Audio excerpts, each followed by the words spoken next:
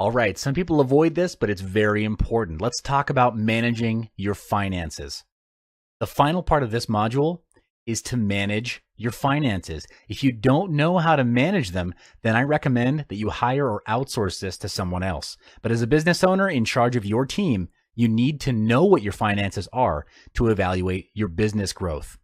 The strategy is to minimize expenses by maximizing profits through sales and marketing. To do this, you need someone to monitor your company's cash flow. Unnecessary expenses are identified from the task list we created at the beginning of this module. When you eliminate those unnecessary tasks, you cut down your expenses. Upon receiving revenue, pay your staff first and yourself last. This is to take care of the engine of your business, the staff, and keep it running. It will definitely be a huge payoff in the long run, trust me. Then pay for what's necessary to keep operations running, like office, rent, utility bills, internet, necessary equipment, etc. With the balance as net profit, allocate 10% to the growth and development of the team. This covers costs you'll need when sending qualified team members to seminars, workshops, investing in books and training videos.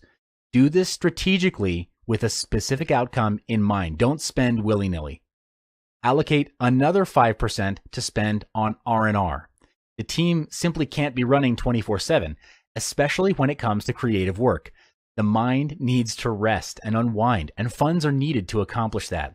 There are business owners and team leaders who don't allocate any playtime for the team to recharge, and that always results in burnout and boredom. Without naming names, I can tell you that there are Fortune 500 companies that deal with internet commerce, and go ahead and Google the names of the top companies in the industry. You'll see examples of this. But when fund allocation is done in percentage versus value, the team is empowered, feels the sense of ownership for their work, and can contribute more actively in the company. All that needs to be done now is to increase productivity and marketing of the company. More revenue equals more profit.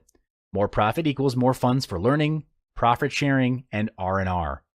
When your business growth expands, hire a sales and marketing team to bring in sales for the company. Do high tickets to attract more profitable business projects instead of small projects with less profit. An example of a high ticket would be a 3 to 4 day coaching program to help your clients expand their businesses using your sales and marketing knowledge. Allocate 10% of your net profit into researching new business opportunities in the market, studying about the future market trend, and expanding your current business. And allocate another 20% into building a new company using the same kind of strategies and tactics. Doing this will potentially double, triple, or even quadruple your income. I know it sounds incredible, but it's true. In summary, these tactics have worked for me and have allowed me to build a 7-figure business. These tactics and moves are from my experience. Your goal is to replicate this success by copying and pasting it into your business. You don't have to think. Again, don't reinvent the wheel. Just copy my business. The quickest way to achieve success is to model off of someone who's already there.